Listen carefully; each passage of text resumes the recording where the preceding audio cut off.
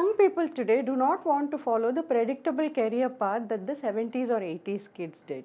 And I admire them for it because they don't want to live by the rules or the templates set by their family or society or relatives. So one question I get a lot of is, will it be better for our finances as a couple if we don't have any children? So double income no kids or DINKs seems to be quite a fad now.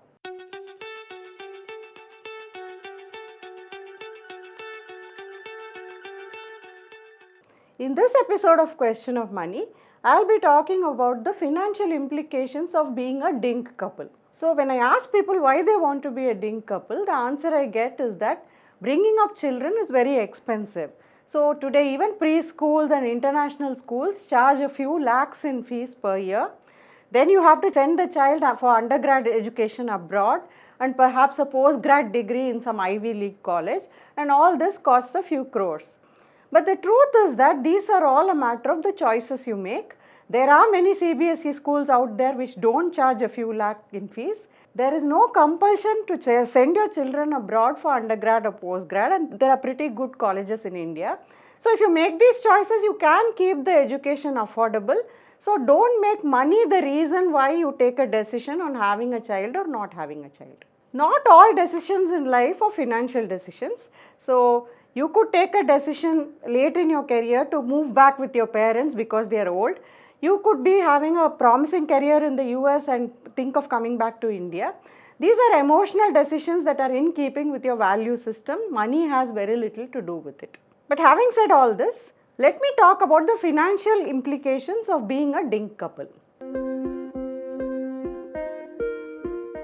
Most people in India, couples, they think of four big financial goals: children's education, children's marriage, buying a home and retirement. If you are a DINK couple, you can straight away do away with the first two goals, which is children's education and children's marriage, and that can really free up your finances. So you can think about retirement exclusively, and the two of you can really plan very ahead for retirement.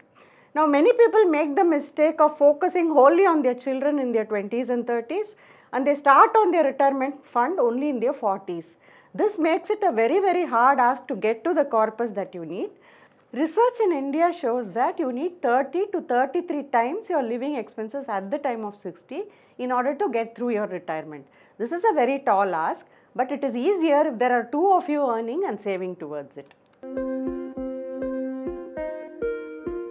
A second important thing is getting insurance. So children in India are not only an expense, they are also your safety net. Often in your later years, children do chip in if you are short of money, or they live with you if you are physically unable to live on your own. Now DINK couples will have to plan for a contingency where they do not have the safety net.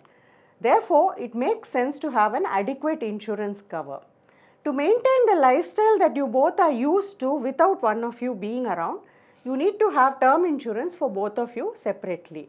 Do use insurance calculators that are available widely to figure out how much insurance you need. Health insurance is even more important than term insurance because health emergencies can rapidly deplete whatever savings you have. Get a normal health cover. But besides this, you can also think of a critical illness plan where you will get a lump sum if one of you is diagnosed with a debilitating disease. Not having any children frees up your finances. But sometimes a little responsibility is good for you to actually save and invest in a disciplined manner. Now, because you don't have those responsibilities, do not splurge all your money on experiences and depreciating assets. Make sure that you have a disciplined saving and spending regime. Right in your mid-20s, sit down and put down your joint financial goals and individual ones and start investing towards them.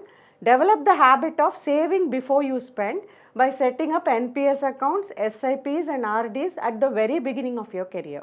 One advantage of being a DINK couple is that both of you can have different financial goals and save and spend towards them. Therefore, do not pool all your money into a single bank account and try to share all your savings, spending and investing. Operate individual accounts. Make sure that you have separate emergency funds so that you have two cushions in the event of any job loss or other adversity. Have two separate retirement funds because retirement is the biggest challenge in India, and having two people trying towards it gives you a better shot at getting to that target. If both of you have very different saving and spending habits, suppose one person is very frugal and one person completely splurges, combining your money can lead to a lot of arguments.